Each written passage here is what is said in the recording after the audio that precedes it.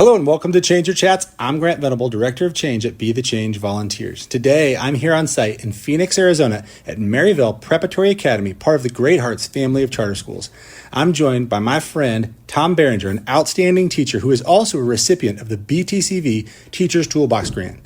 Today, he will be sharing his story about why this grant matters, how it's impacting his school, and the ways that it's transforming his classroom and his co-workers' classrooms, along with student learning. Tom, welcome to Change Your Chats. Thank you, Grant. Excited to be here. Anytime I get to talk about Maryvale Prep and what we got going on here with the students, it's always a good time. Well, Tom, I'm excited for this interview, and we just did a tour around the school. We've been trying to put this together for some time, and I know you guys are super busy here at Maryvale Prep, but I just wanted to thank you for making time today. We can all hear the bell for the school in the background as well, which just brings to light where we are.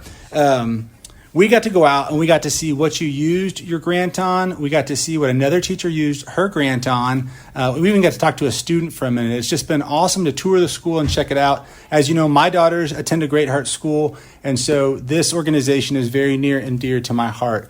So just, Tom, let's start off. Tell me a little bit about yourself and the subjects you teach here at Maryvale Prep. You're also a coach. Yeah. So this is my 7th year here at Maryvale Prep, the only school I've ever taught at. I actually came from the zookeeping world before I got into teaching. People often compare 7th grade students to, some of the animals I worked with, and there's definitely some similarities there, but quite a few differences as well. But I teach sciences here. I'm currently teaching 9th grade biology, but I've taught everywhere from 7th grade physical science all the way up through 10th grade chemistry. Teach a 12th grade logic and coding class here as well, and then coach football, track and field, and powerlifting after school throughout each season of the school year. How many hours of sleep do you get a week?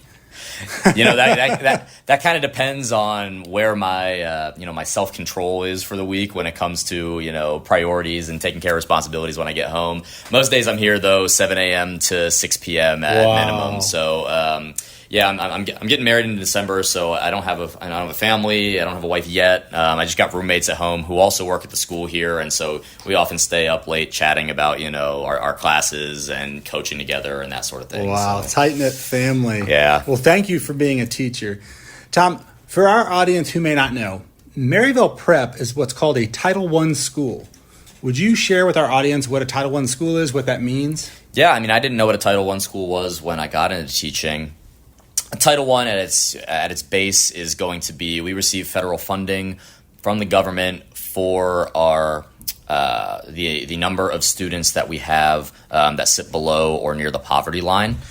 So if they receive free or reduced lunch, there are certain family income, there's certain family income doesn't meet the median family income, and the poverty line is set for the state. We receive federal funding in that way. So our school has a very wide variety of backgrounds that students come from. Some come from very affluent families. Some come from very, very, very underserved families. And so we do our best here to kind of level them all out. No one really knows what background another student comes from. They're going to get the same education, and the federal funding that we get from the government helps support our education of each student as they come in our doors. Yeah, I noticed when I walk through the halls, all the students here at the Great Heart Schools are in uniform that matches.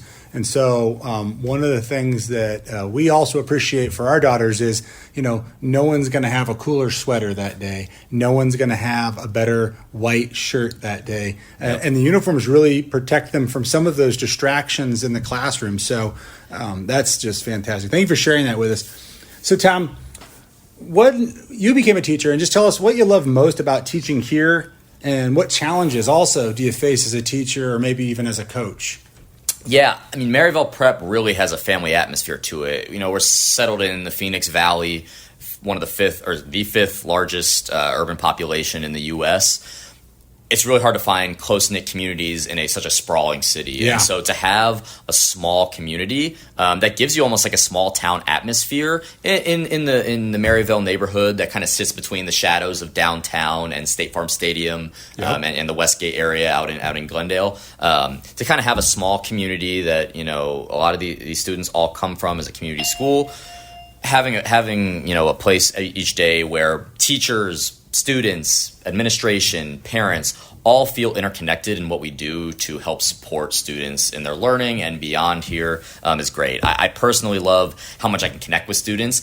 The ninth graders I'm teaching right now, a lot of them I taught in seventh grade. Wow. Some of them I've coached since they have done track and field since fifth grade. I even have a student right now that was in my animal and zoo club back in seventh grade. Or back in second grade, back in 2019 when I started here. So Wow. You see the same families and the same parents, and then the siblings roll through, and getting to have the moment of teaching them in one subject and then seeing them again later and teaching them again and seeing how much they've grown and how much they've put the knowledge to use, not just from my class but from other classes, is really, really special to me to be able to watch. I love that. You've been here since 2019, and you've, not to throw a dad joke in, got a great track record as the track coach. That is awesome. We keep hearing the school bell over our heads, which is just great too. I love doing a change your chat on site. It should be the last one. It should be that's start of fifth period there. It adds to the flavor of the podcast. So tell us, how did you learn about the BTCV Teachers Toolbox grant?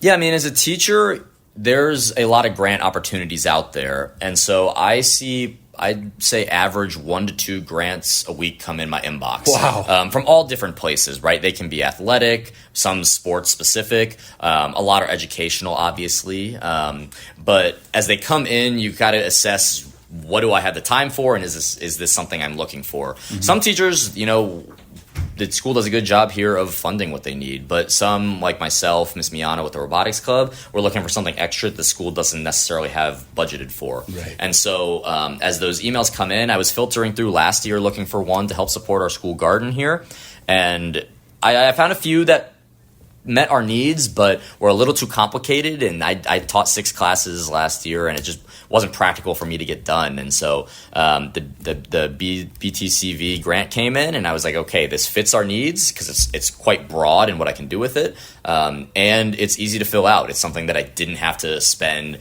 4 hours on. It took me, I don't remember, but not long enough for me to remember, probably 30 minutes, and getting a signature from our headmaster here, and all of a sudden it was applied for, and it was simple, but was going to be able to meet the need that I had. Yeah, that's our goal. We have a lot of teachers involved with Be the Change volunteers. In fact, we just brought on Maddie Lacosi as our director of special education projects, and she's a career teacher, but now she's in our leadership, and so those people really help guide us in making decisions on how to do this right, because we don't want it to be complicated. We want it to be accessible for teachers. The donors who are giving the money don't want it to sit in the bank. They want it to get out and get to work for the teachers. Yeah. So that's exciting. So talk to us. You used your grant funds for the garden program. Talk to us a bit about that, but also tell us a bit about that robotics program. Yeah, I mean, it's great. I didn't know that you have a former educator up in your system there. That's great. Teachers, they don't always stay with teaching the entire career, but often they go find an impact on education some other way. So that's great to hear. I didn't know that. So we used our grant money specifically for soil for our school garden. People don't realize, raised garden beds, how much soil they need and how much soil can cost. And when you're at a school, that's Title I and budget is tough, even with federal money coming in, we try to find money where we can, and that's where the grant comes in. So we built our shell of our above ground garden over the summer, but just didn't have the money to fill it in with soil, and that was going to take about $700 to fill it in, which you look at it and you're like, that's $700, but yeah, that's $700 full of dirt. Absolutely. Right there. And honestly, in Arizona, it's not like I can go find dirt places too, No, sir. and not when you're near downtown. There's no extra dirt. Exactly. I did. We had a nonprofit come in a few years ago and try to help us, and they were like, "Oh, we'll just use the fill dirt from the construction site of where they're building the new wing." And I was like, you can't grow anything in that, No, sir. So this is the desert, all beach, no ocean. Exactly. So that was using it to fill up our garden bed with soil, allowed us to start planting right away. We made some minor improvements from there when it comes to watering and irrigation and timing, and it's led to a fruitful garden, as you saw earlier today with our cantaloupe gardens out there. And our goal was to get into a few more melons and then into some more herb and underground legume based gardening as we get into the fall and slowly into winter here. But and then our other grant came for our robotics club.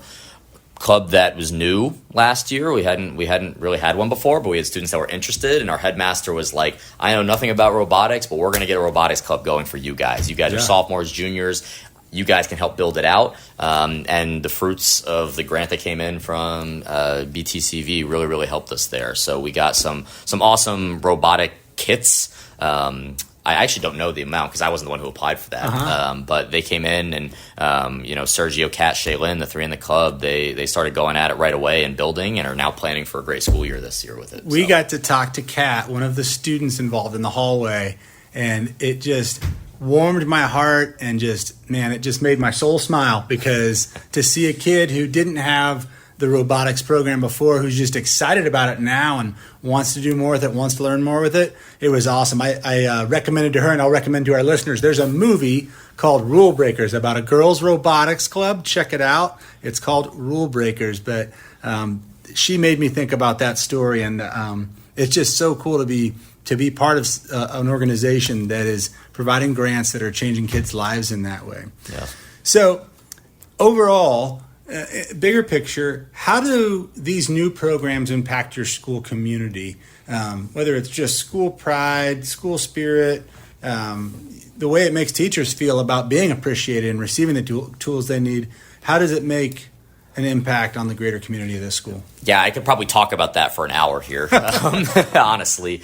But a lot of, what the BTCV grants have provided us is a supplement to the education they're already receiving, right? Our normal school budget and the Title I funds, they help support the students in the classroom. But we don't necessarily have the means to be able to branch out into botany, into robotics, into engineering. And these grants really allowed our kids who are interested in learning past the classroom door in the sciences, the opportunity to do that. And so, you talk to Kat, we'll meet Sergio, who's also part of the club later. Talking to them, I hadn't talked to Kat about it really at all, and I could see her face light up, right? Our students, we talk in class about, hey, there's a garden, we've got cantaloupes growing out there. Boom, immediately they're interested. Yeah. They're interested in science right there, right?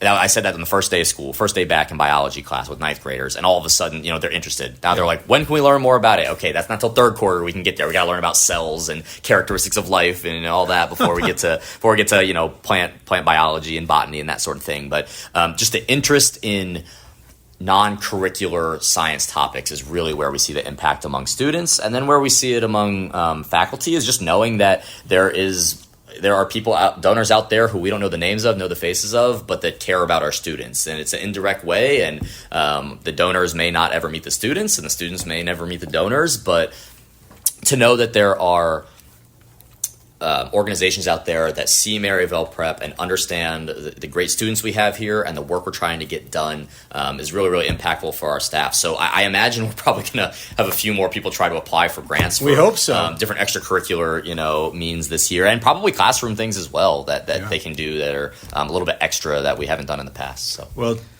we appreciate all of that, and this podcast is a great way to tell the donors, what's happening with their donations. They're getting to work. They're changing kids' lives. They're changing teachers' lives. Tom, is there anything you'd like to say to the donors in closing? Just thank you, right? That's the main message is thank you. The impact of seeing a garden here in the desert where there's not much life outside of, going to the botanical garden or something, or, a park down the street, and being able to see agriculture at work is going to be something that impacts these kids' lives more than I'll ever know. They'll grow up and hopefully have some sort of knowledge and impact from this garden around sustainability and, anti-green blindness and, growing their own food and what it means to be healthy that I'll never know, and our donors probably never will know either. But it's a big impact on our kids, and we thank you for that. Tom, I'm so grateful for just the joy that I see in you being a teacher and how you care about these kids and you care about your work. Just thanks from BTCV for doing what we believe is one of the most challenging and also important jobs in the world. So thank you very much for sharing your story with us today. Yes, thank you. Anytime you guys want to come back and see our progress, garden or robotics club-wise, you guys are always welcome back. We're going to take you up on that. If you like Change Your Chats and you'd like to hear more of them, send us your support at BeTheChangeVolunteers.org. You can also visit us online to support the Teachers Toolbox Grant. Thank you, and be the change.